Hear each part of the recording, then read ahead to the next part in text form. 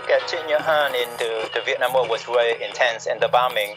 And so what he did was, instead of just sitting in the monastery, and he decided to go outside to the village to rescue these people, to help these people who were poor, who were hurt. Buddhism is not like for the elite. It's not about sitting inside the monastery. I mean, granted, that's necessary, but I think we need to apply and bring that compassion and offer that to the folks who need it. You're listening to Find the Good News, episode 108, The Prisoners, a Beacon Series conversation featuring Venerable Dae Hong, co-founder of the Engaged Buddhist Alliance. Find the Good News is produced by Parker Brand Creative Services, a branding agency that thinks sideways, pushes forward, and gets your brand up. See what else we do at parkerbrandup.com. My father was a United States Marine that served as a combat engineer in the Vietnam War.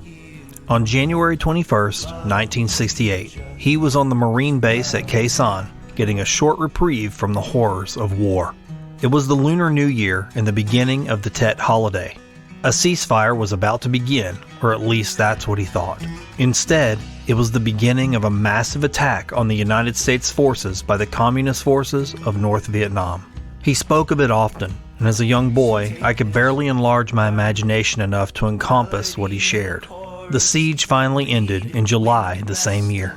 The miseries of the Vietnam War would leave a lasting impact on my daddy, the United States, and citizens of Vietnam who were soon to live under the iron boot of a North Vietnamese communist regime. My guest and I did not speak about this during our visit. Instead, what I heard was his account of being a 5-year-old boy living in the shadow of the Vietnam War. During the holiday of Tet, while my father was fighting in a foxhole at Khe Sahn, my guest, then only 5 years old, was being rushed from his bed in the middle of the night by his mother and father, pillow in hand, the evening sky illuminated by thunderous munitions, the sharp cracks of gunfire, and the circadian hum of helicopters flying overhead. These sounds would leave trauma in the minds of both he and my father, and it would lead them both down completely different paths. In this episode, I am honored to share my conversation with Venerable Dae Hong, the co-founder of the Engaged Buddhist Alliance, a Buddhist organization that works with individuals in the California prison system,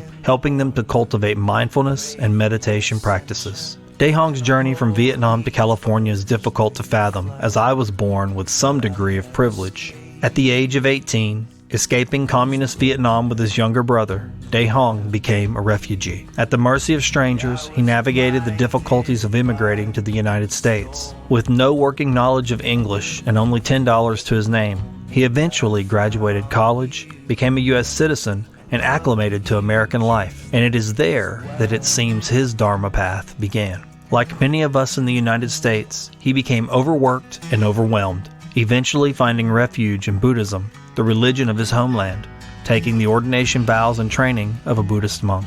Informed by the teachings of the Buddha, Venerable Dae Hong was drawn to enter the prison systems and serve those that society has deemed irredeemable. His tools are direct and simple, but have had a profound impact on the lives of those he serves. Dae Hong feels strongly that the Dharma, the teachings of the Buddha, are a bell of mindfulness that reminds us to look directly into the suffering of the world and offer a way out of the suffering, to apply the great medicine of compassion. With letters, books, meditation training, and the gift of presence, Dae Hong and the Engaged Buddhist Alliance helps turn the wheel away from unspeakable trauma, helping prisoners find their original good nature and allowing them to begin the process of touching the world with more loving hands, hearts, and minds.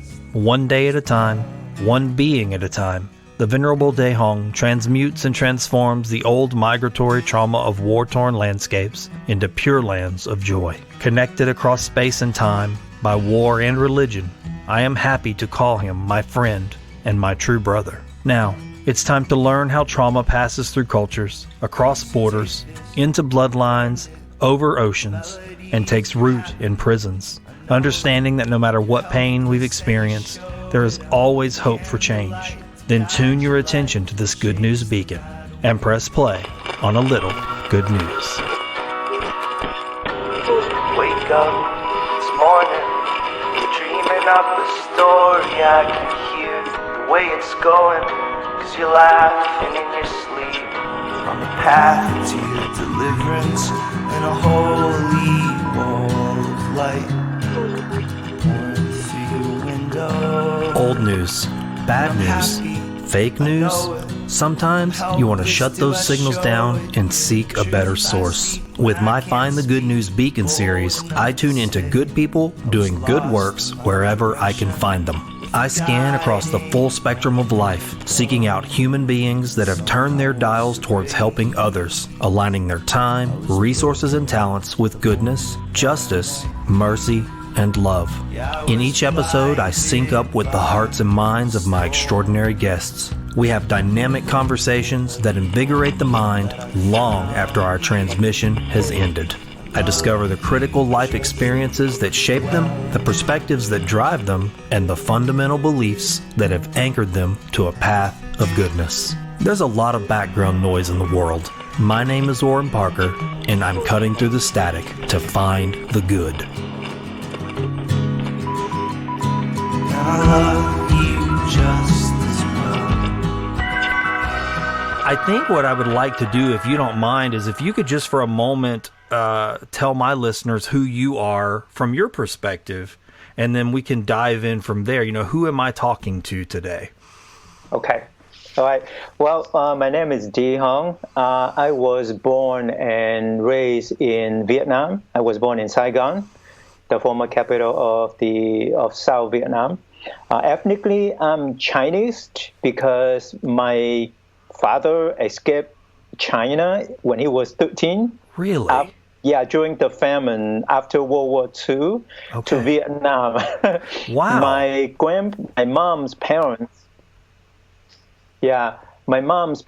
escaped at the same time also from China all the way down to the southern part of Vietnam.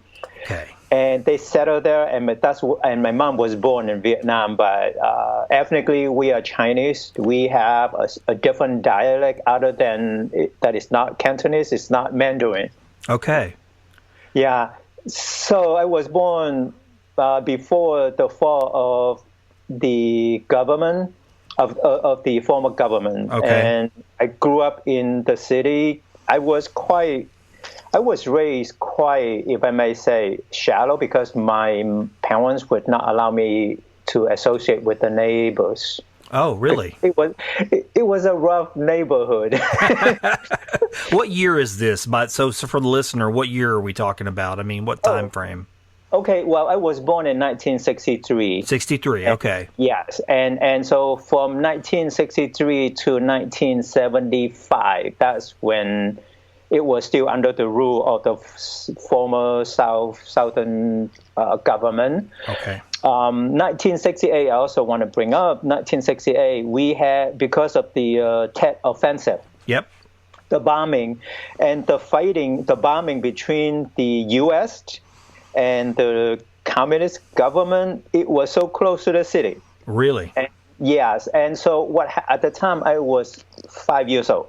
Wow. And I still remember during the Lunar New Year, this time, my parents would wake me up every night by 11 or midnight, and I would grab my pillow and put on my sandals.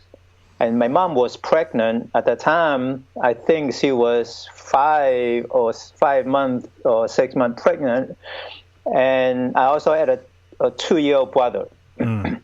So my dad was holding the 2-year-old brother and then grabbed me, and my mom was pregnant and walking. We would walk for at least an hour to an area where it would be safe, and we would crash into the street. Wow. And then, when the sun rose, we would walk back. We did that for a month. Wow. So y'all were getting prepared, to evacuate, essentially, every night. Every night. And what got me, I had a bit of PTSD, and it was because of the bombing.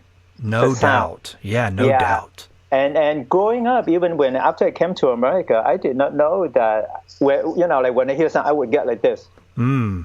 And that's why I don't like helicopters, fireworks. Oh wow, yeah. Anything. Yeah, so that was one thing. And then it happened again in 1972.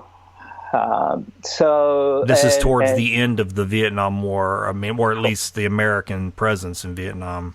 Correct. They would start, to slowly withdrew from Vietnam, and then by '75, that's when the communist government, officially took over. And here's another thing that happened to me. Like, I finished elementary school in Chinese. We learned Mandarin. Okay. And at home we learned our own dialect. It's called Cao Zhou Hua. That's and we didn't speak much Vietnamese, even though I was able to, and I still can. But then after the communists took over, they wiped out all education. Everything was in Vietnamese. So I had to start learning Vietnamese. All over, a whole nother language. In junior high. It's like, really? That's why I didn't do too well with it regarding to, writing composition. Yeah, well, I mean, you've lived a decade and a half, with one language, I mean, in those formative years, and then now here you go, you're told, no, you're going to learn this language. It's the language of the land now. Correct. Imposed upon you. Interesting. Okay. Yeah. So after they took over, and life was so tough that by 1981, when I turned 18, I was being drafted to fight China. Oh my gosh. Oh yeah. The irony. Correct. In 1979, don't forget that in 1979 there was a skirmish. There was some fighting at the border already. And so by 1981, we had to, my parents had to make the decision either let me being drafted to the army to fight China or let him go, So we were lucky that a family from my parents' friend recommend, they knew of a contact. So I escaped kind of illegally on a boat out of Vietnam in late September 1981. 1981. This is you and your brother, correct? Yes, my younger brother, his name is Dennis. He was 5 years old. He was the one that my mom was pregnant with. During those night excursions out for preparing to evacuate. Yeah, 1968. I have to tell you this. I don't want to derail what you're talking about, but after I read your story about the boat and the experience on the boat, and I know there's only a little bit of information online about that, but every drink of water that I have taken has been precious to me. I shared last night with my son, actually. I said, just a little piece of your story. I said, we take for granted. I walk to my refrigerator and fill up a water bottle and I drink at my leisure, but your story just has been echoing around in my mind, just these 3 teaspoons a day. And if you could share that, I mean, I know that's an old, probably in the past for you, and it's something you've moved past, but if you could share that, I think it might even be useful to some people. Sure. I didn't know where we were going, Oh, you didn't know where you were being taken? Correct. Oh. On the boat. On the boat, right, okay. On the boat, it was so tiny that the only space that I have was just sitting with my knees, clung together. I could barely having my feet, my legs reach out. That's how it was the whole time. And how long is this time period? 6 days and 5 nights. Wow. Yes, and not only that, I was sitting at the lower deck. So if I get up, I would hit the wood, the ceiling above me where people were sitting up above me. Wow. And the whole 6 days I was right. So you were below deck for 6 days. Yeah, it was quite suffocating, But so the first we get out at night, because that's how you could get out. So the officers looking at, we get out through the Bay of Saigon at the water there, not through near the end of Vietnam. So the first 2 days, because we were I was kind of seasick, so I didn't pay attention. And luckily there were a couple jugs of water, so we were kind of get it to drink. We get something to drink and water. And then when the captain, he found out about it, he took both of that away. So from day 3 to day 6, we were given a spoon of water 3 times a day. Man. And, I did not bring anything with me. I had a short, I put on a short, 2 pairs of pants. Because in Vietnam, if you cannot carry anything at the time, if you carry a luggage, a small bag or something, you would be caught. Oh, it's like signaling. They're looking for people who are trying to escape. Correct. Ah, I see. Okay. So I had to put everything, I had to wear everything. Ah, so that was it. What you had on you, and your brother was the same way, I assume. Correct. Yes. And so that was one thing. So we didn't have any container to get the water. So the lady next to me, she had this aluminum can. So I had to borrow it from her, and I would drink it, and then I would get another spoon for my younger brother, who was 13 at the time. 13. Wow. Yeah. And we did that for until the 5th day, when, and not only that, I was so thirsty, and this is going to gross people out. And I was having a fever. Sure. And so I looked at people. So I could get my hand on the seawater, and I touch it and I taste it. It was, because it was so salty, that it was quite bitter. It's like, so I couldn't drink it. And guess what? What other people did? They used a plastic bag and they pee and they drank that. They were that thirsty. Yeah. Oh yeah. And urine was actually better than the seawater. Yeah.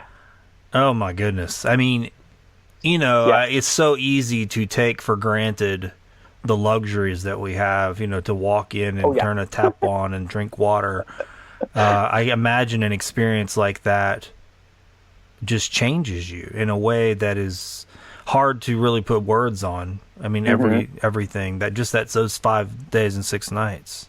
Yeah. So I asked for I bought a plastic bag. I turned around, I pee, and I taste it, and it was quite nasty. I couldn't, So I gave it to 2 twin brothers, and they were fighting over it. Wow. That's how thirsty they were. When you are in desperation, you would do whatever. And they were twins, and it was sad, but, they had it. So by the 5th day, actually on the 4th day, there was we ran into a business ship. Who, so they gave us some water. So we were able to have some, yes. And then on the 5th day, there was rain coming down. So they use plastic bags, So I try to get up on the upper deck and just get my face so that rain can drop on my face. Man. Yeah. It's really hard.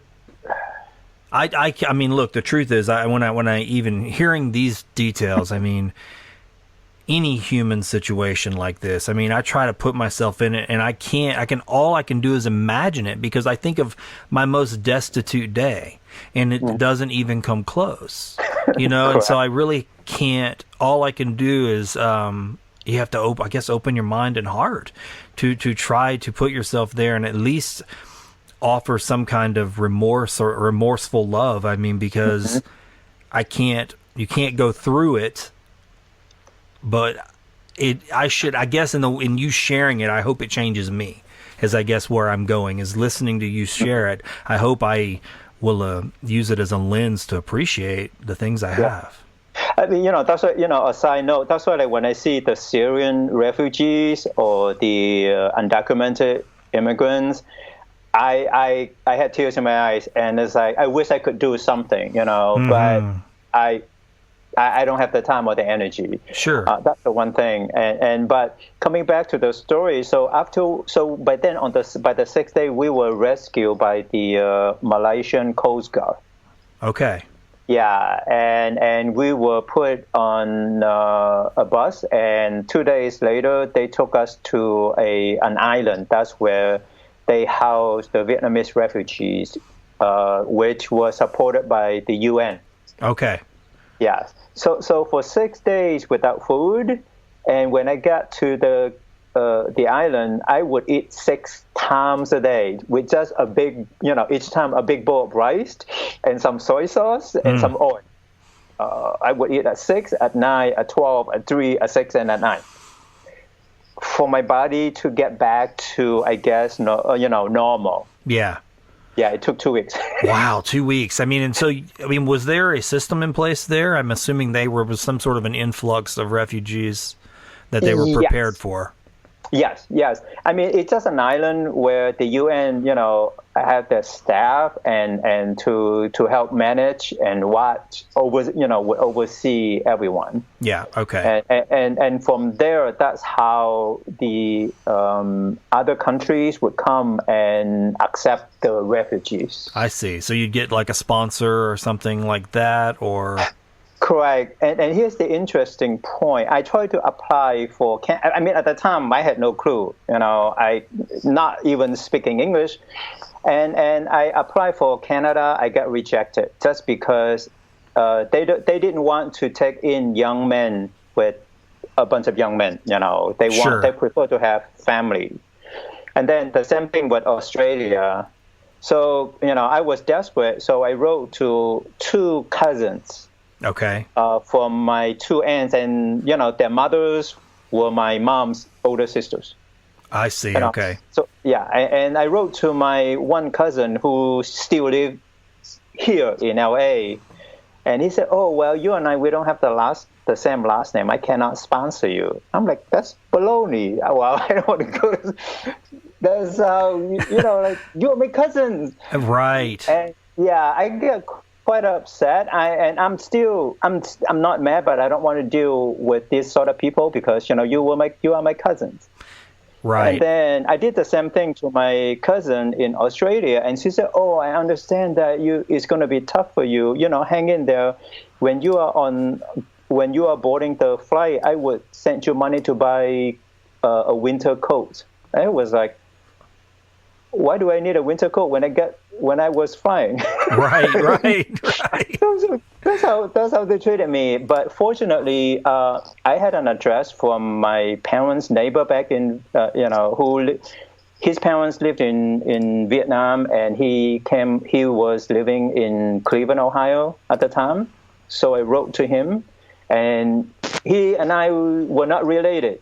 Oh, wow. But he did the sponsorship. And boom, I got accepted, and I came to. That's how I ended up in Cleveland. And he's still around. He lives not far from me. Oh, wow. We are still in touch. That's amazing. That through all of those different circumstances that you're able to reconnect and continue to have relationships. Because in that time period, now it's easy communication. We have all these tools, but back then, I'm sure communication was completely different. It was letters.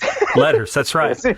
Which, in a way, the value of letters is almost overlooked. I see that even in the work you're doing with the prisons, right? We haven't even talked about that yet, but I think that was one of the things that attracted me most. I saw this value in it. There's something tactile and tangible and very, very human in a letter that isn't the same as what we get through digital communication. So it carries a lot of, I guess, sentimental value, and one can emotionally, feel the writing or the meaning behind the writing. And that's right. I decided this past Christmas to send greeting cards to all my friends. Yeah.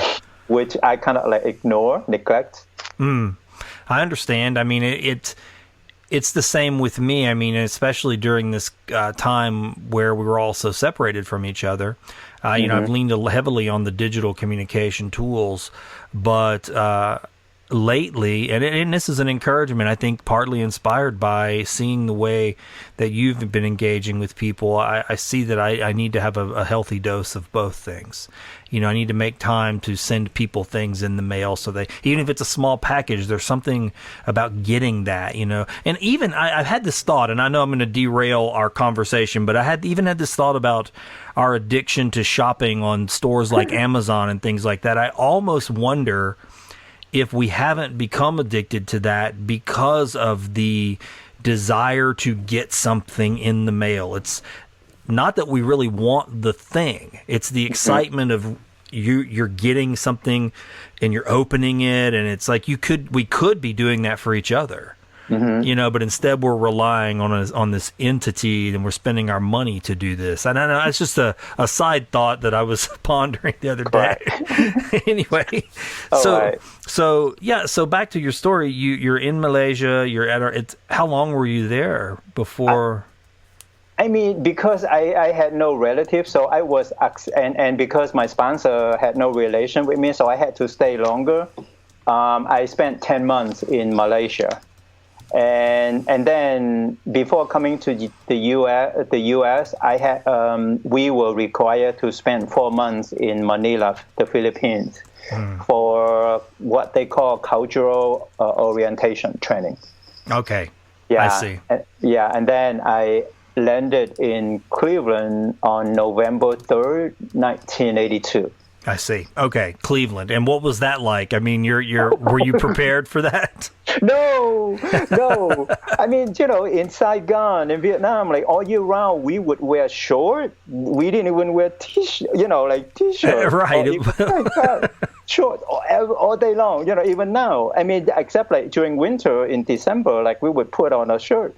But, and here's the thing, with $10, right, I only had a bag that's my carry-on, that was it.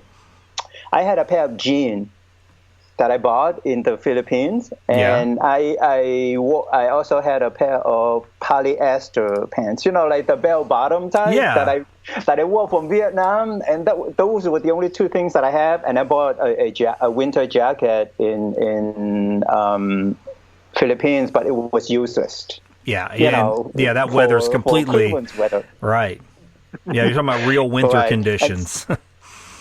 Correct. And the same thing with my brother, and the first 2 weeks we stayed at my sponsor's house, so that was good. And then we decided to, and then he found a one-bedroom, which from an owner who turned his garage into a one-bedroom house. I see. Okay. Yeah, and the rent was $130, and they were helping us because he was working for a Jewish foundation. Okay. So they were helping to provide the funding, help pay for it. And then that's how I started to go, because I couldn't speak anything other than knowing from A to Z. That was it. I was basically, I don't know. Yeah, you're completely, I mean, what you're hearing is probably meaningless, and you're just depending on other signals, right? I mean, that's interesting. I mean, I imagine that would be the way it would have to be. You'd have to lean more on intuiting people's body language I mean, during that time when you're slowly acclimating to that language. And I mean, how long did it take before that started to happen, when you started to pick up English and started using words? And I mean, was that? I think it took a couple of years, and I registered in high school. I spent, even though I was 19 at the time, I was allowed to be in high school. Okay. And they put me in 11th grade because I got my transcript from Vietnam. And so because I came in November and I got in, so I spent the second half of that school year, and I spent another whole year, and I graduated from high school in 1984. Okay. And by the second year, I was able to speak. They put us in the ESL, English as a second language. Okay. And that was the only thing that I struggled, but I had no problem with chemistry, with physics, with social science. Everything else was a piece of cake. Now, during this time period, are you still in communication with your parents in any way? Letters, okay. It would take a month because at the time the U.S., imposed embargo against the Vietnamese government, so there was no direct phone call contact. So a letter would take a month to get to Vietnam, and then it would take another month for the letter to get to Cleveland. Okay. That's how we communicate. I guess these things like this are so fascinating to me because, I mean, there's so many little nuanced things. One I was curious about was, once a citizen disappears from a country, like, you know, you and your brother, you know, you're citizens of Vietnam. I'm assuming that's how that would work. They have some kind of, you know, in America we have social security numbers and things like that. I mean, so if you all of a sudden have two citizens or groups of citizens that are gone, what happens to the parents, you know, because I mean, does the government get involved? Oh, here's the thing. Here's how they keep track, which will never happen in America. I think the same thing in China and probably Russia as well, because they start with the communists. Communism. Yeah. In Vietnam, in each household, there is what we call a file, or you know, that listed the head of the household. Okay. And everyone else with that. Gotcha. Okay. It's a bit similar to the census, but you know, that's only counting the number. But here, and so they have a document that shows that, and you have to have that. And with the communist, in each neighborhood, let's say on a street of 20 households, they would assign an officer to watch per street. Wow. Yeah. Okay. Yeah. So it's almost like what we call the KGB or whatever, but that's what it is. This is the security forces. And so they're coming by checking randomly from time to time. Want to see everybody? Let me see your paper. They come to see you every day, a few times a day. They know when you go to eat. They will know when to go to the bathroom. So when my brother and I disappear, the guy came and made threat. And generally, we have to have a neighborhood meeting. And he threatened to make my mom to confess that she did wrong. So my parents were freaking out. We had to bribe him to get away with that. And really? Oh, yeah, it's so corrupt, even now. Yeah, I mean, it seems like it's ripe for that, right? I mean, for corruption. Man, that is just something else. So even today, I mean, so your parents, are they still in Vietnam? Well, no, I brought them over in 1981. Okay. In 1991. Okay. And my dad passed away in 99, and my mom passed away almost 2 years ago. Okay. I see. So they did eventually come to the United States. Correct. Yeah. What a journey. Now, here's the thing that I think a lot of people, as they're listening to your story through this apparatus here, you know, they might be imagining a Buddhist monk going through all of these things, right? But I had this, as I was listening or reading the pieces, and now that I'm listening to you, I don't imagine that at all anymore. I see a young man in jeans and a T-shirt. So I'm very curious, at what point did Buddhism enter your life as a path that sort of begins to inform you, right? Into all the things you've been through. Okay. Well, let me throw something quick. So I finished high school, and then I went to college, and I got a Bachelor of Science in Electrical Engineering in 1989 from Case Western Reserve University. I had a job, and I went to school at night and get my Master of Science in Electrical Engineering from Cleveland State University in 1994. And I also got my MBA from Cleveland State in 2001. Wow. So all through that, because I was not the type that would be satisfied with my condition with what I got. Gotcha. Okay. I was always at want more. So eager, that's education, and I was very fortunate. I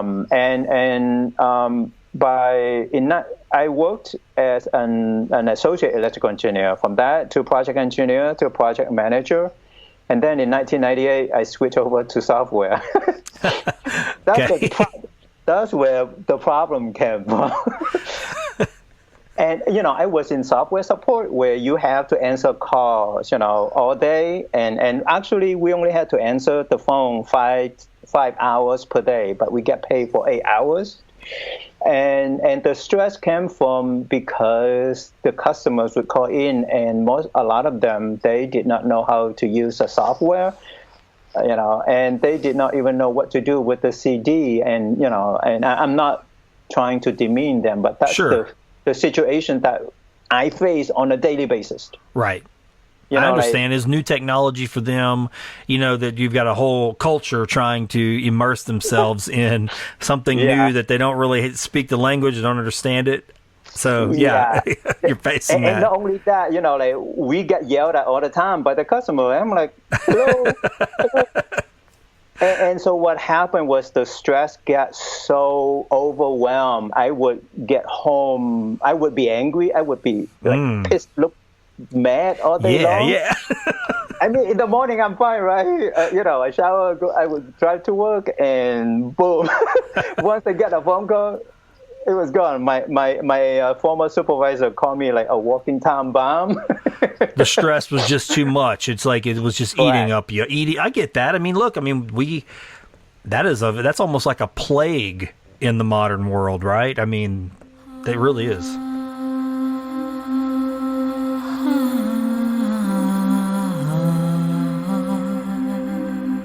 Longtime Find the Good News listeners know that we often meander into topics on spirit, mysticism, religion, and wisdom traditions. If you are interested in these topics, I encourage you to seek out my new podcast, The Dawn Deacon with Brother Oran. On the Dawn Deacon podcast, I consider my small place in the whole of creation, asking the old questions that have perplexed human beings for ages.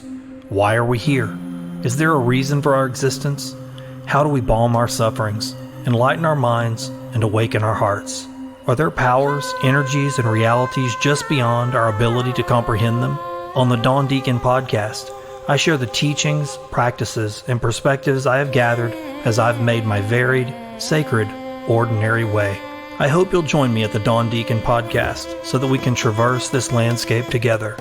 Just search The Dawn Deacon with Brother Oran in your favorite podcast app or search engine, then subscribe. Oh, yeah. Correct. I still have college friends who are in software, and the stress is very, very overwhelming. They had to see what we call a life coach. Okay. Yeah, anyway, so that's aside. And so in 2003, 2002, I I didn't know what to do. I said I had to do something, right? Yeah. Because you cannot be drinking or smoke. That's not me. And so I started to explore about Buddhism. And well, here's the one thing about most of us who were born in Vietnam, raised in Vietnam, or even in a lot of the Asian countries, like you are born a Buddhist, by it's part of your culture. Yeah. Right. It's just like, someone who is born in America, most likely he or she would be a Christian. Right. It's okay. So, but here's my problem too. In Cleveland, there was a temple that was built in 1984. So I started going every Sunday, and the only thing that I always hoped for or wished for was to be united with my family. Mm-hmm. So by November 1991, they came, and then I was like, okay. And in my mind, I thought that, for Buddhism, what you do is you always ask for something. But now I was like, I don't need anything. I'm not asking for anything. So I quit the temple. Oh, okay. It was the wrong view, according to the Buddha. I understand. Yeah, no, but people come to religion and we bring our own stuff. We show up in our religion. We're like, hey, this is my wish. This is what I hope to gain, and we want to reframe that religion like through our experience. And then we get in there and we're like, no. There's some of that stuff needs to stay out at the door because you kind of get reshaped as you walk through the door, but we all want to bring our luggage in and we don't fit. Correct. So at the time I was satisfied, I was grateful that my family came. So I kind of drifting off. I didn't bother to go to the temple anymore. I would only go once a year for New Year. Okay. And so it wasn't until 2001, 2002 when my job was so stressful, so I started reading. Okay. So I got books by the Dalai Lama, by Thich Nhat Hanh about, like what happiness is, that kind of thing. Yeah. And that's what got me back to Buddhism. And what happened was in late 2003, my mom wanted to go back to Vietnam, so I took her back. And here's the thing, I think it was her fault that I became a Buddhist monk, because she went to a fortune teller, Okay. asked about me. And, in America, I don't think we have that. And she said, this guy, he is very spiritual, but he didn't go to the temple, which was right. And that, but then the one thing that she got wrong was that I would be married. Oh my gosh. When my mom heard that, she was so excited. She said, really? Grandkids. And the person said, oh, guarantee. So my mom taped it. I think, the tape got lost somehow. But so when I came back, when I heard that, I felt guilty. I see. Because I felt guilty because, a lot of my life, I always went to the temple and asked for something. And now I quit. So I went back to the same temple. And what happened was there was a lot of going, they drew the Buddhist nun out of the temple. So people were protesting. And then they end up buying a building and turned that into a temple. And that's how I helped out. I see. And so, and this was in 2004 now. Okay. And, at the time when I met her, she was like, oh, why don't you become a monk? I'm like, heck no. I was living on the 27th floor of a condo on Lake Erie, overlooking downtown. I was on water, right? Yeah. and I was driving an Acura, stick shift. So you're going, life's pretty good right now. Right. Oh yeah, I was making $70,000 a year. And I say most of it. And I also enjoy, I would hang out with a couple of my best friends on weekends to, we would have wine, that kind of thing. And life was good, except the stress. Yeah, but you're in comparison to where you've come from, everything you've been through. I mean, I'm curious, but I mean, I bet you there was probably even a thing going, hey, I kind of deserve this. Yeah. Right? I mean, like a feeling of like, look, I've already paid my just desserts to, I've been through it. Yeah. Correct. I mean, I did everything myself, and I got a $10,000 student loan when I was in college, and I pay off within 2 years. I save my money and I pay off. So but then her question always gets stuck in my consciousness. Like it always pops up, like, hey, why don't you become a monk? Wow. So, and so because I was so stressful, so I contemplate on that. And then, but the thing is, being a monk, according to our religion, you don't get paid. There's no money. You live on donation.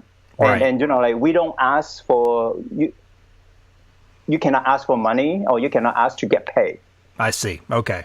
And that's how it is, throughout the history of Buddhism for monks and nuns. Like, we don't set a price. I mean, just off a little bit, a friend of mine, he said, his fiance would like to invite me to offer, to teach meditation, and asked me how much it is. I said, no, I don't set a price, because that's not how we do. Right, anyway. I see. So you can take a donation, but you can't say, hey, correct. It's this much or anything like that. It's just like up to whoever. I see. Okay. Yeah, it defeats the purpose, because when you think about money as a price, to be honest, it's the intention and it's greed. Yeah, and it can corrupt. I mean, it really can. Right. I mean, it can make your intentions completely shift. Correct. So and I thought about it. So at the time I was like, okay, I could deal with, in June of 2004, I said, I could deal with without money, but I couldn't deal without health insurance. Right. That was the one thing that, I mean, when I got my MBA, I thought about quitting my job and moving from Cleveland to LA, but then I couldn't find work, and I was afraid to lose my health insurance. So I stayed with the job. I thought about the decision, and then at the time, I think there were almost 30 million Americans without health insurance. Yeah. And then I said, you know what? Screw it. What's with one more? So in September 2004, that's when I decided to become a monk. But the thing is, because I own a condo with mortgage, right. And you cannot become a monk owing money. You have to be free. Debt free. Okay. Right.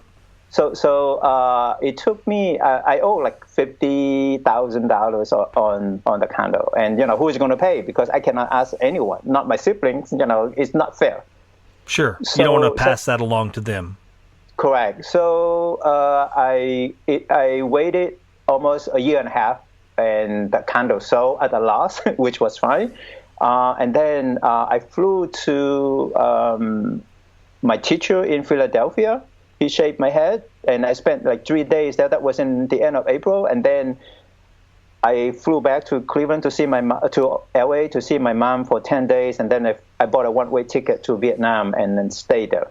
Oh. I didn't think about coming back. Really? Yeah. So I flew to Vietnam just for training, because it's better because in America most of the temples they only have 1 or 2 or 3 monks, and they are constantly busy. They wouldn't have time to train me. I see. So I guess the best decision was to go to Vietnam and just focus on my training, which I did. Okay. Yeah. And I was so lost when I got there. I even cried the first few nights.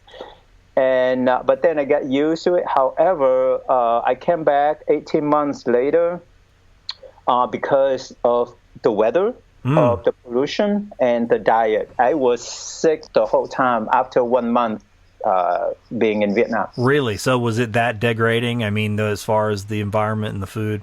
That, and also I guess my health, just couldn't. And I lost like 10 pounds. Oh, wow. Okay. Yeah.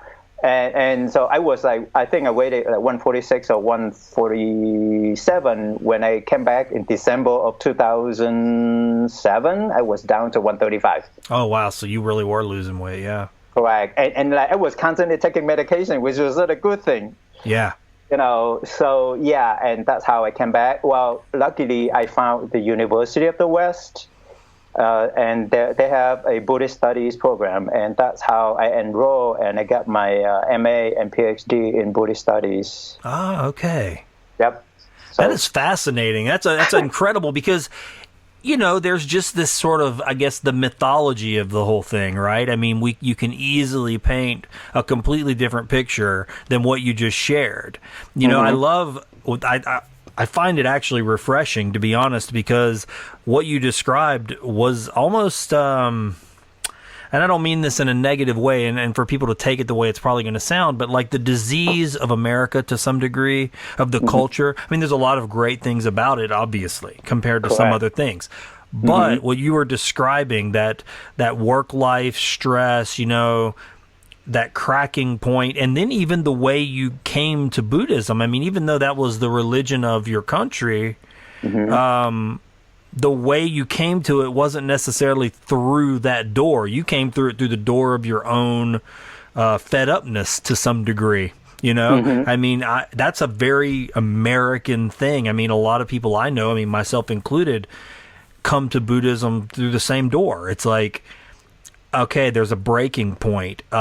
Something's not working. I'm in despair and depression and frustration and anger and fear, and you're living in that, and you just go, there's got to be a better way. Something has to inform these things. Something has to be out there that can help me with this. And, we look at Buddhism. Same thing you said. We look at books. We find teachers. And, it's a similar path, and that surprises me, actually. I didn't expect that, to be honest with you. I came to America with $10, right? I got everything, right? And then, I had 3 college degrees, and boom, I dropped it all. And then that's why a couple of my friends like, what the heck is wrong with you? And then even my sister why? Even my mom was crying at the time because, she was crying not because of the degree or the money, but she was crying because she was afraid that life would be tough as a monk. Ah, I see. She wants you to have a good life, and she worried that wouldn't be yeah, I see. That's a mother. That's all mamas, or at least good mamas. That's what they think. Correct. So I have everything, and then I drop everything. Oh, wow. And the thing that if you ask me, and most of the people in America or even throughout the world with career, they're so stressful. Even a couple of the guys who came, a few of the guys who came out of prison, and they met their friends, and they said that that's not the lifestyle that they want, because married, kids, and job, it was so stressful that they end up drinking and smoking. Yeah. Yeah. So now I'd love it if we could kind of talk about how your path to forming the Engaged Buddhist Alliance and the work you do with that, because you're one of the founders, correct? Or are you the sole founder of the Engaged? Well, I was one of the co-founders. Oh, here's what happened. In 2013, when I was finishing up writing my dissertation, and I tried to figure out what I should do with my life, right? I could stay in the monastery, but to me, I don't know, I just didn't feel compelled to it. So I wasn't sure what to do. And when I heard that there was a meeting being held by Dr. Lancaster and about teaching Buddhism inside the prison, so I went, and there were more than 20 people. And we had 2 meetings, and then he said at the end of the second meeting, he passed out a paper and said, "Hey, whoever that were interested, you guys can sign up." And so I put my name on it, and I didn't even think about it. You're like, I'm going to do this. No. And then, I think a couple of weeks later, that was in spring of 2014. Okay. Yeah. No, yeah. And, no, before, I think that was in, 2013, spring. And Margaret called me and she said, "Hey, Venerable D, you signed up for this. You want to go with us?"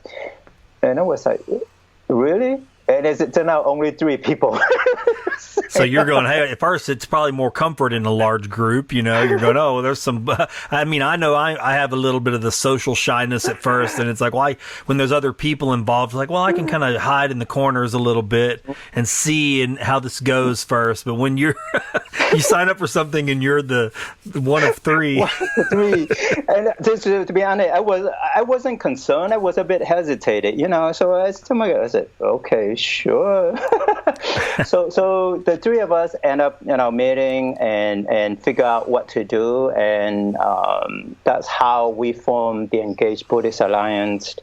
And we started going into a couple of prisons. One is high maximum security. I went to the level 2, which is Chakawala in Blythe of California. Okay. And I started in September of 2013, so it has been almost 8 years. So the only time I've ever heard the term Engaged Buddhism was from reading Thich Nhat Hanh's works. And when I came across your work and saw that name, I was really excited, to be honest, because I loved that. That was one of the things I actually loved about Buddhism, and maybe it was that fusion of those 2 words together, but the idea of looking at the ills of the world, wherever they may be, in whatever size or scale, and actually going and getting in that to help. Is that Correct. what y'all's goal really was? And then you're like, hey, we're going to make this active. We're going to put ourselves in the midst.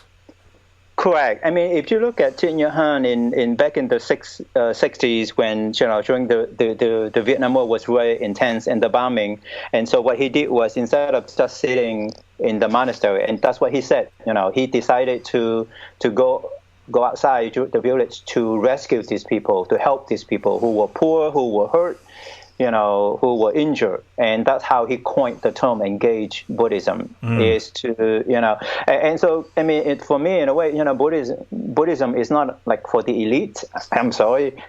It's not about sitting inside the monastery. I mean, granted, that's necessary, but I think we need to apply and bring the compassion and offer that to the folks who need it. Mm-hmm. And even at the time, we're trying to come up with different names, but the Engaged Buddhist Alliance really kicked in. It got the vote. So we got it, and when I went, I had no clue, to be honest with you, at the time, what prison was like. And was like, I was like, let me try, just hang out. Yeah. Well, you don't know. Yeah, you're going into a brand new experience. Correct. And the one that got me my first visit was looking at the razor wire that is connected with the high voltage. That sent chill into my spine. But just looking at it, you're like, oh, how could anyone, touch it? But that's how it is. Yeah. So by going in, and that's how I was able to be directly face to face with dukkha, or suffering, right? Yeah. Okay. That's what the Buddha talked about, suffering, and that's how it kind of like changed me completely, and that's how it motivated me to continue, and going from one prison to 7. Yeah. Which I spread quite thin, thinking about it now. This is the part that fascinates me the most. And all the language that can be used to describe it sometimes is falls short. But what you just said there, dukkha, suffering, and its ability to awaken the human heart. We think of suffering, and generally we think, I don't want to suffer. I don't want to be in pain. Mm-hmm. But it's when you look out almost on another person who's suffering, and then something transformative happens. And it sounds like that's, you had been through the training, and you had, been through the college courses, but you step in the prison and you see dukkha firsthand. Even though you'd been through your own sufferings, now you go in, and it sounds like something happened. This is worse than my suffering. It's hard. At first, we were thinking of just, we were going inside to teach Buddhism. Mm. And it would be so easy that we thought. But however, there were a lot of challenges. First of all, the level of education for the folks inside the prison is usually they only have a GED. Okay. But the majority reading and writing level would be at 6th grade. Really? That's one thing. Second, to get books into the prisons, because when you study Buddhism, you cannot just have one book. You need like 20, 30, 40 of them. Right. And it's impossible to get that in. And each prison has a central library, and almost they have zero. Oh, really? I was going to ask you that. What zero. Really? Mm-hmm. Yeah, almost none. But do they have books from other religions there? They do, but not Buddhism. Buddhism. If you go to the, inside, when we would go, we got into the chapel, and you go to the chapel, you get like 5 bookshelves of Bibles. Oh, yeah, right. You don't have a Buddhist book. Wow, that's interesting. I didn't know that. Oh, yeah. And so because of those conditions, and not to mention funding, so we develop our own courses at a level where it can be helpful to the guys or the women mm-hmm. to study and do it, and at a much cheaper cost. I see. Okay. Yeah. So that's what happened. That's how we end up doing. So, and also there was a need to meditate, to learn how to meditate. Mm-hmm. And even for me, I'm just a novice meditator, to be honest with you. And it was okay. Yeah, so I have to figure out how to do the guided meditation. Mm-hmm. And then also what's going to work in that environment, right? Correct. So we offer mindfulness meditation because it can be practiced anywhere, anytime. If you offer other Buddhist rituals, it's like you need this and that. But with mindfulness meditation, hey, are you mindful? Right. You can use that anywhere. And you can use any kind of apparatus or trigger to help you. Yeah. Okay. Right. Yeah. What's your emotions? How do you feel? That kind of thing. So that's the one thing that was that we had to include as part of our visit. I see. Yeah. So I see that y'all ship books and letters and other things like that. That was something I was very curious. That was actually one of the things that attracted me immediately, was that because books for me have been the door to great insights and learning. As you said, you don't need one book, you need 20 books. And, that's been my door. For the most part. And when I saw that you were sending some of the same books that I saw on my bookshelf over the years, to prisoners, I'm assuming, I thought, that, I don't know, my heart kind of opened up to that, because I thought, well, that one book could be a treasure to somebody. It could be giving them insights into themselves and their own suffering, their lives that maybe they haven't had before. Okay. Yeah, here are two things, or 2 prongs that what we do. One part of it is, the correspondence studies, right? And I even get a new request yesterday to do a mindfulness course. And the other thing is, for a lot of the people inside the prison, they have to prepare for parole. Right? And most of them are lifers. And in order to prepare for parole, they need to have insights. And how do you have insights into your past, into your misdeeds? And so the books so California had published a list of books that can be used, can be read by the prisoners. Oh, okay. So that's why you see the list. So I don't necessarily have to do it, but we had a lot of requests. And so we decided to purchase these books, or ask for donation of these books. Yeah. To send them into the prison, because anyone can use it. And fortunately, Thich Nhat Hanh has like 10 books on the list. Oh, great. Yeah. So that's why I'm seeing some of those same books. I wondered about that. One of the books that I saw that y'all send was Father Doyle's book, Tattoos on the Heart. Yeah. And I have that book. It's a wonderful book. And I thought, wow, that's an interesting one. I didn't expect it, actually. That book is for former gang members. Yeah. So that's why, it was added this year that I noticed, and so that's how I decided to offer them. So for me, another thing that I want to emphasize for us to do, and so it's for me in particular, is when I go inside, my goal, my point is to share with what I learned that can help them to minimize or release their dukkha, right? But it's not my job, or it's not my goal to convert people. That's the one thing I want. Sure. Even though I'm a monk, and I never ask anyone to convert inside the prison. Yeah, you're just trying to help them relieve you're quelling their disease, so to speak. Correct. I get that. That makes sense. I think that's what I love about what y'all are doing so much. And you even said something like that, or I read it somewhere that you had said that one of your goals is you never worry about their story. You don't go in and go, okay, what did you do? How bad was your atrocity that you've committed?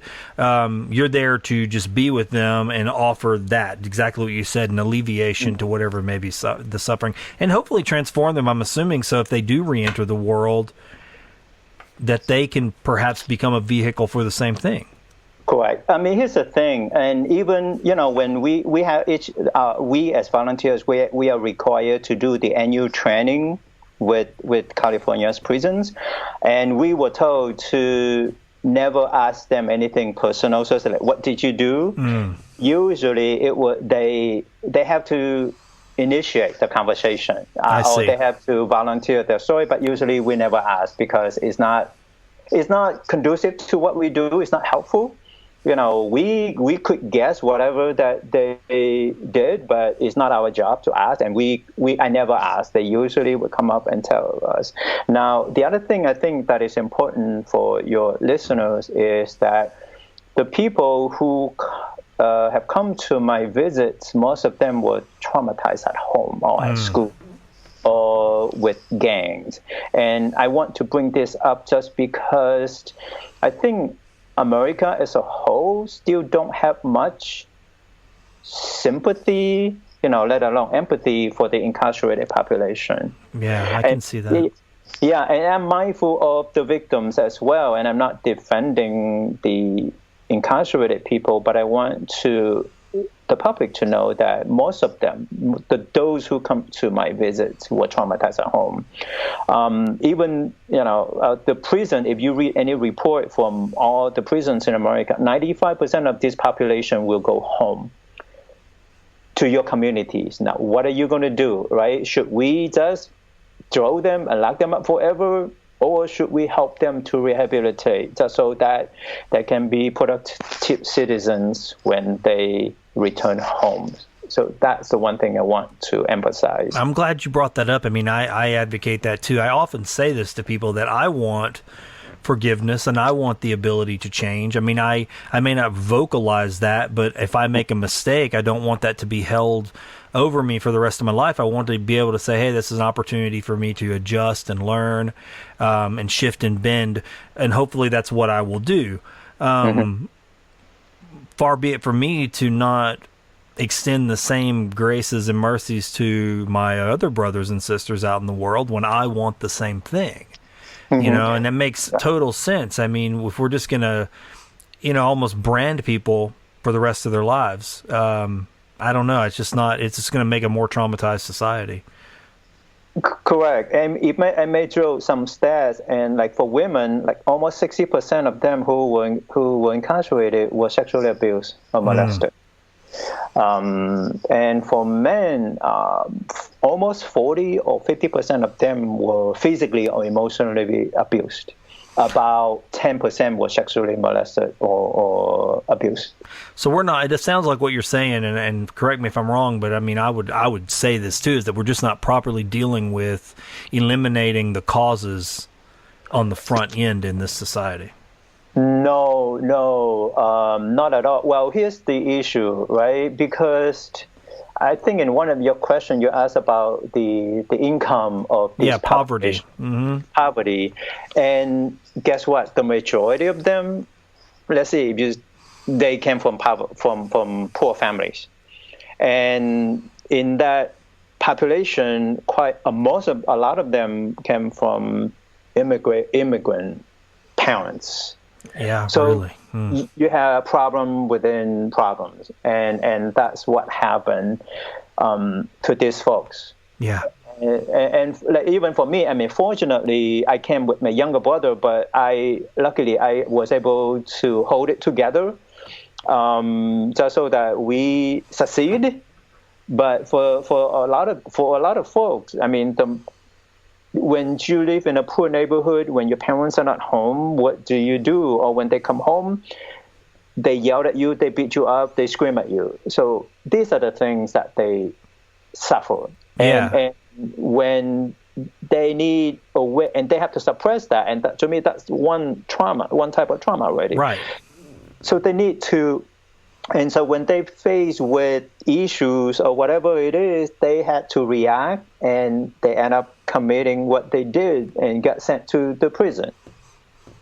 Yeah, I mean, it's a chain reaction, right? And I mean, it's like a hydra or something. It has many heads and many arms, and that stuff can be traced back. I often talk about this because I have trauma, that I deal with. You can look back at let's say if you have a parent that traumatized you. Well, if you scratch the surface and if you have the ability, you can even look back beyond that parent and find out that maybe their parent was traumatizing them. And then even further back, and you start seeing, oh my goodness, this is just this chain reaction, this domino effect. And no one in the chain ever looked back on it and said, this kind of ends with me. I have to do the work and stop this chain reaction and not pass this on to my children. Correct. I mean, this is what we call intergenerational, right? Yeah. And because it went out. And not only that, trauma stays in your body. It does not go away until, and you can only get it to the point where it is manageable. You cannot get rid of it because of the effects in the body. We hold it in the body. There's a great book by, I forgot the doctor. It's called "The Body Keeps a Score." He talked so much about it. But even myself, the reason that I can empathize with this population is because growing up, I was physically, emotionally abused by my parents, and so my dad. From 77 to 81, he would come home drunk every night, and couple times. And not only that, he would come home drunk, and I was only 14. I was the one that cleaned it up. Oh, if he wow. puked, he could barely walk. I had to help him to go upstairs. If he was too drunk, then we had a bed downstairs. Then I would put him there. I had to take his outfit out, and just so he could go to sleep. And that's what at 14. Yeah. And not only that, we constantly, because I'm the oldest in the family, and he would hold me responsible for everything, and he would take his rage out on me. And he was an orphan when he was in China, because by the time he was 6 years old, both of his parents passed away. Wow. And yeah, he was raised by his grandma, and then his grandma was also gone. So he was raised by his uncles who abused him. And when he was 13, he came to Vietnam, and he got a job, but his uncles took his money. So he had all these issues, but he didn't realize that, and he just took it out on us. This fascinates me, because what you're talking about there is not just intergenerational, but you're talking about migratory trauma. Yeah. I mean, you're talking about the trauma of China. I mean, just generalizing of what was going on at that time period, which traumatizes a nation. It gets passed down through all these families, and then that gets passed into your father. Then he, himself comes to Vietnam as a refugee, carries that trauma with him, and then it gets passed around. And I just think that's fascinating. I don't mean that as fascinated as an entertainment sense. I mean, it fascinates me because I'm looking at you and just sitting here talking to you, and I think I'm sitting here talking with, one of the offshoots of that has now migrated to this country, and look what has happened. This is the beginning of the end of that trauma cycle, and I think that's a beautiful thing. Yeah, I mean, the abuse ended, with me. Even a couple of my siblings, they were quite abusive, and I spoke up against that, because you can't do that to the kids. And if you look at the countries where, they had war and everything, even South America, Latin America, or Southeast Asia, that's what happened. Even, guess what, the former Soviet Union, right? Yeah. And the reason that I bring that up is because I thought that, we were bombed and everything, because when I went to the prison, I saw a lot of Southeast Asians, because most of them are Buddhist, and they came to me, and I thought it was just us, but then I went to a couple of people who came from the former Soviet Union. Interesting. And because at the time, before, I guess after the collapse, and these people were traumatized before, and they came to America when they were 10 or 12, and with their parents, and they end up joining the gang, or they did something. Yeah. And there again, it's migratory trauma. That is correct. Very interesting. I mean, I thought about this when I first started reading the works of the Dalai Lama, and now, other Tibetan teachers. And I often say this, because I became kind of fascinated with the story of Tibet particularly, and, like the invasion of China and all the scattering about of their nation. And but I think about that to this day when I read a teaching that affects my life and helps me to adjust. I think, would I have had access to this teaching without that trauma? On that nation, which was horrible, but at the same time transmutive in a sense, because now it has the ability to crawl across the world, these teachings, and help people. Just like you in this prison systems, you and your team, and however many people are with you, you're touching these lives. And even if just one is transformed and can leave that system, I don't know. That's like my great hope, is that we will eventually, over time, see more of that, that's individual action on these really small scales, instead of these big traumas, these big national traumas that create like a pouring out of migrational trauma, I guess, is what my great hope is. Correct. If you look at our pandemic right now, we suffer trauma because of the issue that it has caused on our mental health, And then going back to the population, even a lot of folks from South America, like El Salvador, and some other countries, they suffer gang, attack or bombing. They came to this country and they still have that trauma inside their body, and they still couldn't figure out. And that's why, for me, I have trying to learn more about how to offer mindfulness in such a way that they can be able to deal with the traumas and manage it to the point. And But it works for a lot of folks, not necessarily for everybody, but it does for a lot of people. So you've actually seen it. I mean, have you seen over time, like particular individuals where you can actually see the effect, the change? Yes, I can give you some example. I had a woman, let's call her Renee. Okay. Can't use her real name. She grew up of course, she was born and raised in the U.S., and she witnessed her mom being beat up by her father. And then when she got married, she got beat up by her husband, and then she got 5 daughters. What happened was at a party, her daughter's boyfriend attacked her daughter. So out of a mother's instinct, right, you have to protect your child regardless. And I'm not, and she attacked him. I'm not sure what happened, but she ended up receiving a life sentence. Yeah. And I think she spent almost 18 or 19, and she's now out. But here's what happened in 2016 when I started to visit this prison. It's a women's prison, one of 3 in Chino. She saw me and she wasn't sure, and then her friend said, "Oh, you got to go to see him." Because once I walked inside the prison, it's obvious because I'm the only one that dressed like this, and she noticed. And then she joined our group. And after 4 months, she went back and saw her psychiatrist. She was taken off medication. And this is the medication that she had been taken since day one for 16 years. Wow. And she was off medication. And once you are not taking medication, you are not labeled as having mental illness. Interesting. Yeah. So she was go ahead. I mean, with mindfulness meditation, I show them how to label your feeling, right?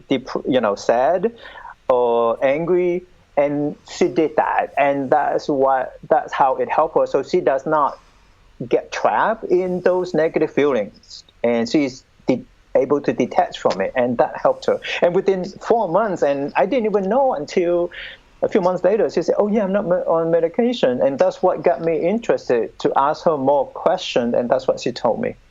So I wonder, and that is interesting. I mean, I know for me, when I had my kind of breaking point decades ago, where things began to change, part of that was investigating my mind, right? Like investigating my mind, my experiences, my triggers, you said that early in our conversation about how the fireworks bother you and the helicopter sounds, and I started to go, okay, what are these little triggers inside of me that are old and buried, little things from my childhood, the negative ones, but then also investigating maybe the positive ones too, so I could begin to identify my reactiveness, and it was like I found I was almost a slave to my experiences to some degree, my mind, and these older experiences that I really couldn't, that should have had distance, were still affecting me. They were just still leading me around by the nose.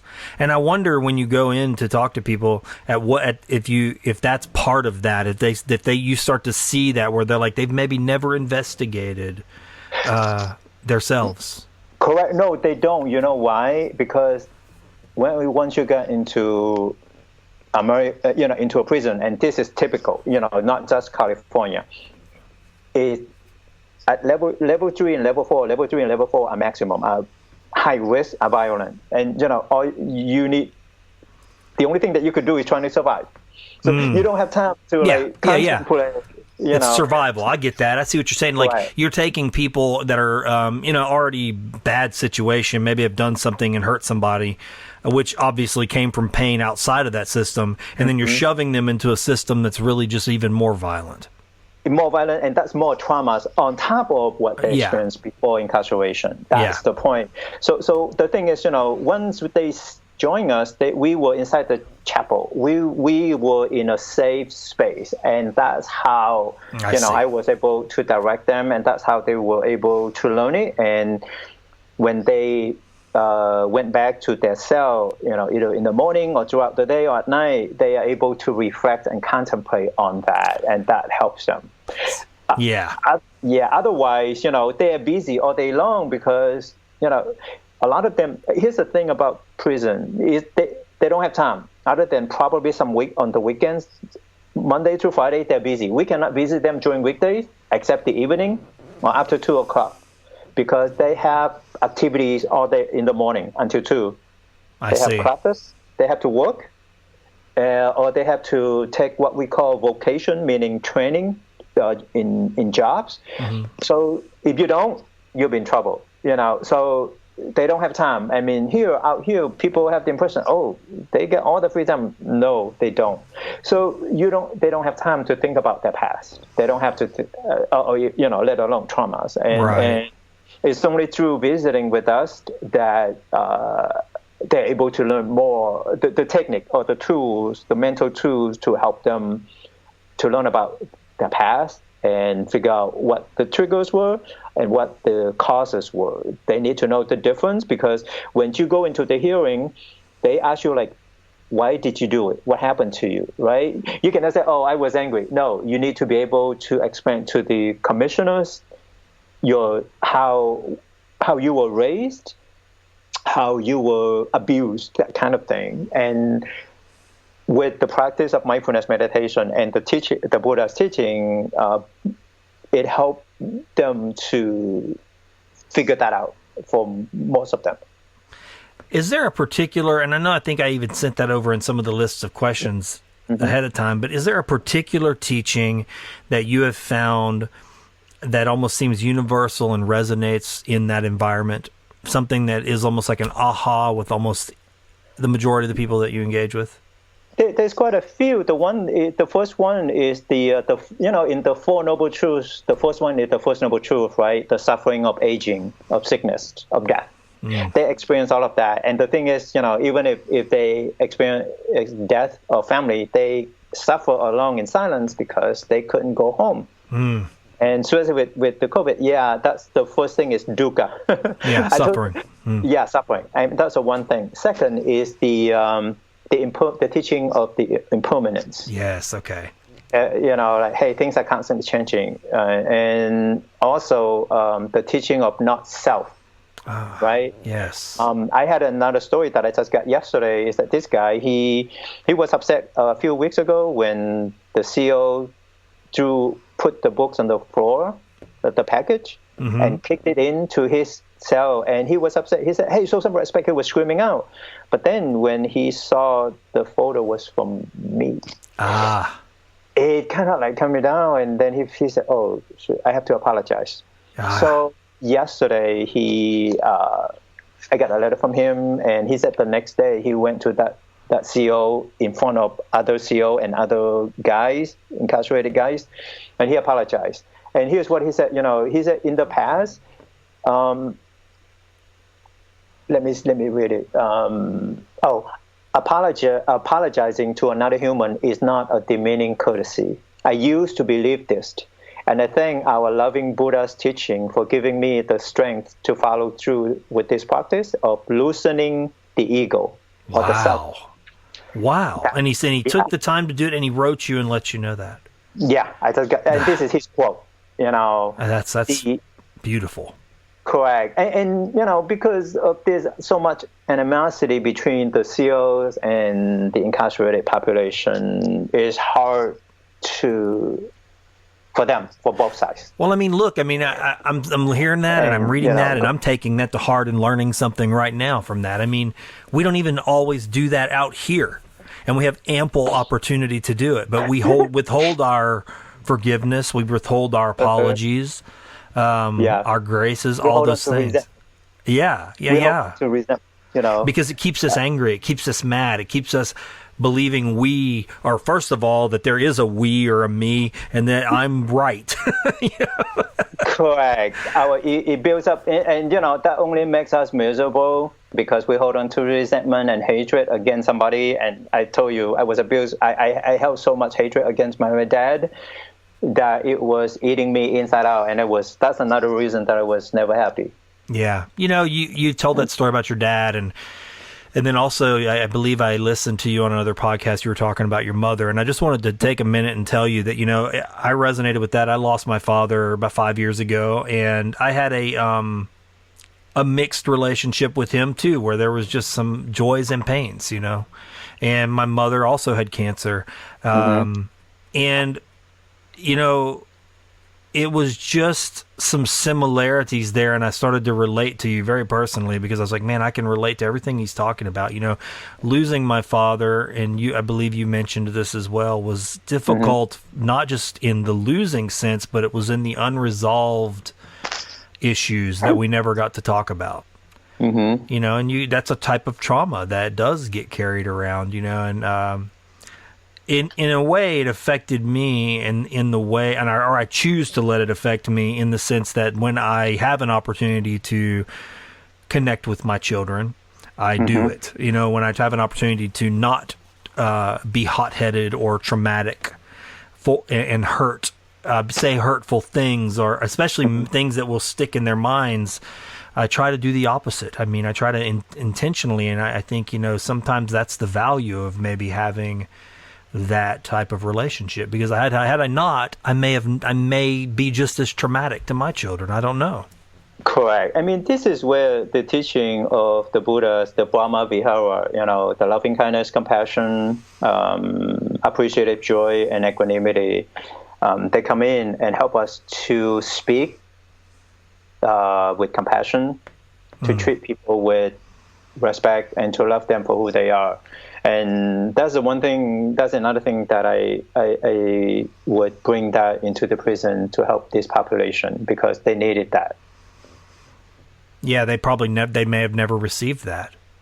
Probably not. So that's why I was told that each time that we visit, it was almost like a family visit. But then when we left, it felt the other feeling, start to sink in, and they felt sad. Yeah.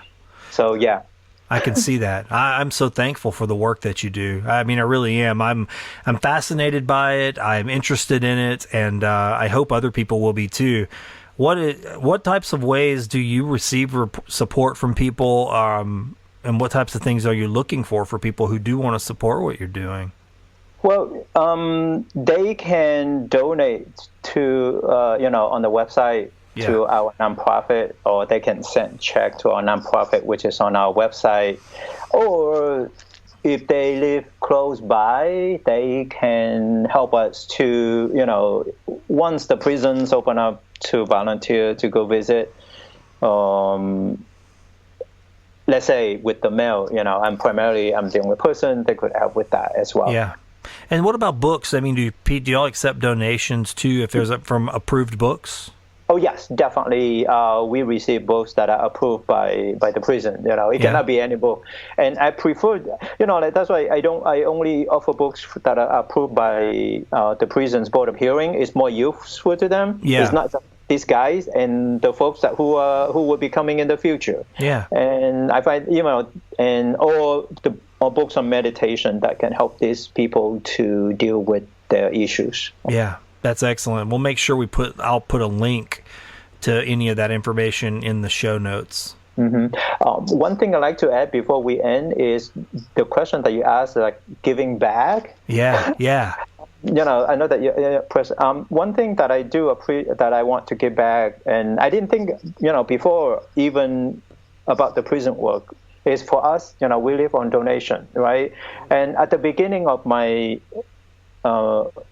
life with the monks, I was on my own. And the thing is, in Asian countries, you live on donation and you don't have to worry about income, but not in America, because we don't have a Buddhist population. We only have 1% of the people who are Buddhists. Right. I didn't struggle. I live frugally, and but for the past 3 years, I was able to receive some donations to help me do what I do. But my, with all the education that I got, most of them I got it for free except the MBA. So my goal is, this is a country that I wasn't even born with, that compared to millions of people, I have been very fortunate. So my goal is to give back of everything, my time. When one day I retire, my money would go to charity to give to this country. Hearing you say that, I mean, that's something that I think we, and I say we, meaning people who were born in this country and perhaps have grown up with a a type of privilege that we don't even realize that we've had.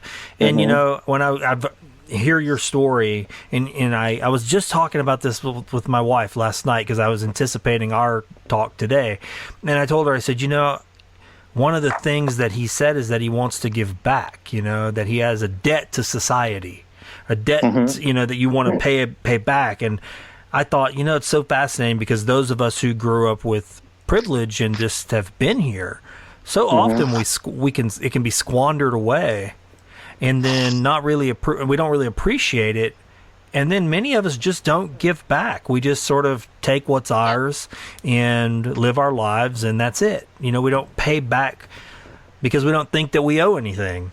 And I find it fascinating that you, coming from your situation that you do, that it actually generates a desire to give back. So there's just something in there. There's a recipe for that in there. And I think that's part of just having an awakened heart or a loving heart. I mean, your heart has been activated. And once it was, you know, you want to pour it back into people and to the world. Yeah, I mean, you know, it's part of the Buddha's teaching on gratitude, right? He said the people who practice gratitude are the people with reputation and integrity.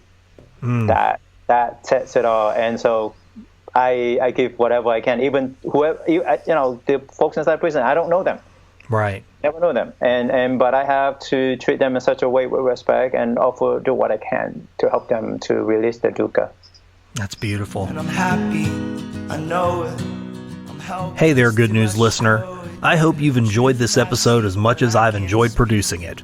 Now, it's time for the Fishing for Goodies segment, where I turn my interviewer role over to the Good News Fishbowl. Longtime listeners know that the Fishbowl contains over 400 unique questions, many seeded by you, the listeners. Did you know that you could submit unique questions to the Fishbowl?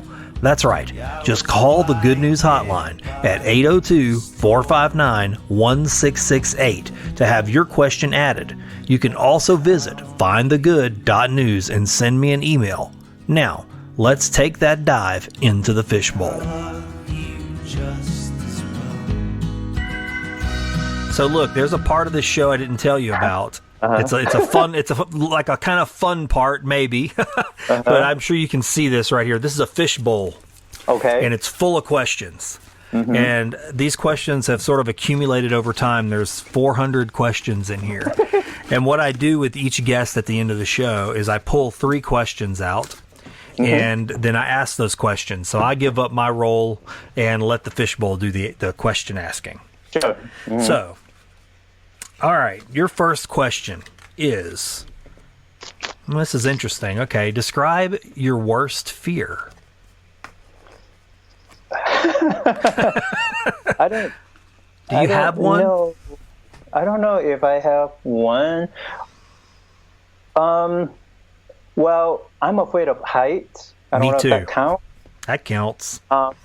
Yeah, but you know, like with my, you know, when I was little kids, we did stupid thing. I'm not sure if I think that I would be afraid to be exposed of that, but I don't know if that counts. That was too long ago. Yeah, no, I understand. I don't talk to too many people who are afraid of heights. I didn't even realize I was afraid of heights till I was an adult. But I could tell. I would always tell my wife, I said, just watching videos of people like trail riding on thin trails or anything like that, I would get a weird feeling in my body. Like a vibration almost, or a sense of not nausea, but just a weird feeling, shaking, or yeah, right, exactly, like clenched up. And I started realizing that just from watching other people do high things, and I was like, man, that's strange. And then I would even climbing like a ladder up in a tree too high, I would be like, man, I've got that feeling again. So I said, you know, it's not like I could even really. I wasn't even sure about it at first.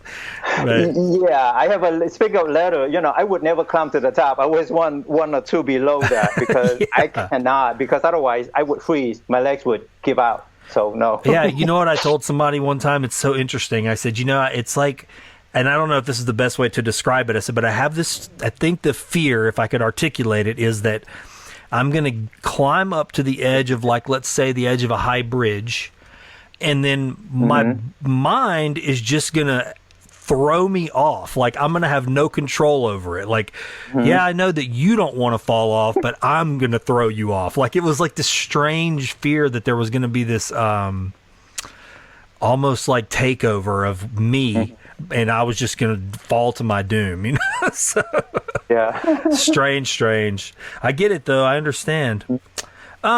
This is a good question. On another note, what's your happiest memory from childhood? All things considered, I mean, your childhood was...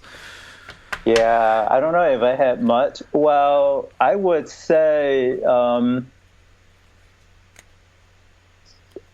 my grandma, my mom's mom, passed away when I was 9 or 10 years old. I want to be with her, you know, because she was, to me at the time, she was very kind and compassionate.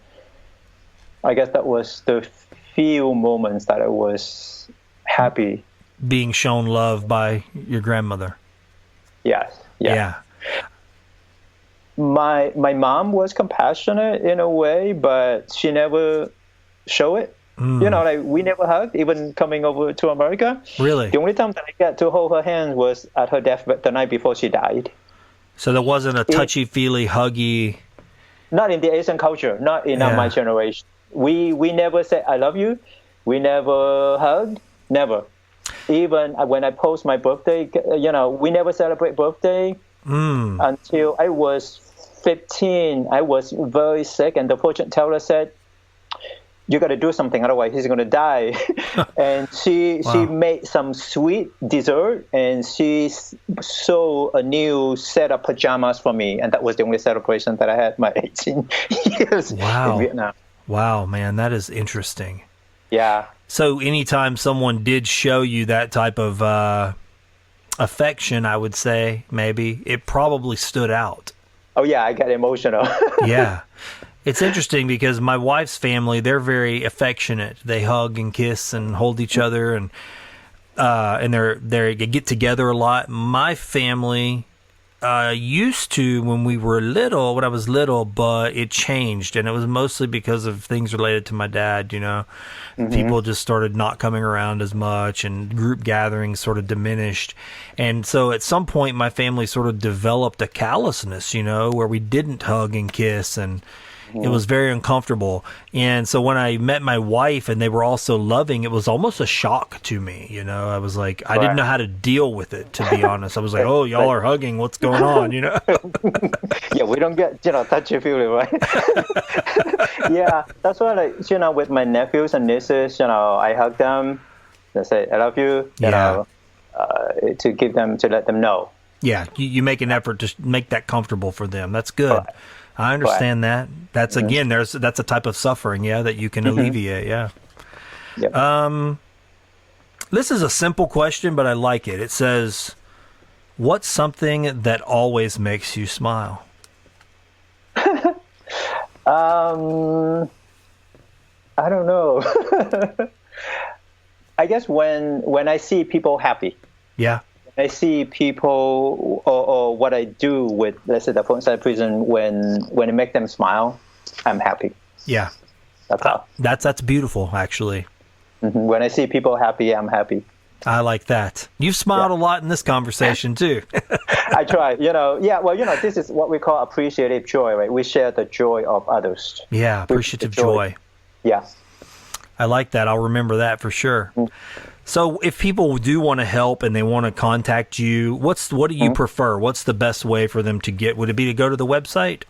I mean, one is the website. We also have a 1-800 number. Is 877-990-7455 that they can call and leave a message. Or sometimes I answer when I'm not busy. I answer the call. Okay. And y'all have a pretty heavy social media presence, or is it primarily through your personal account? It's through my personal. We just get a small grant to get us promote, and actually we hire a formerly incarcerated guy to help get on the social media because I didn't have time. Yeah. So I started the Instagram and the Twitter. Okay. We just have to get more to do it. I just haven't figured out the time, and I need to hand it over to him. Yeah.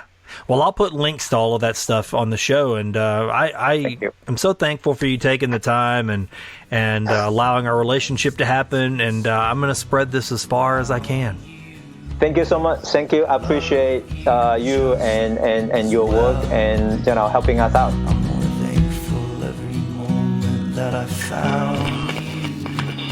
Thanks for listening to my Beacon Series conversation with Venerable De Hong.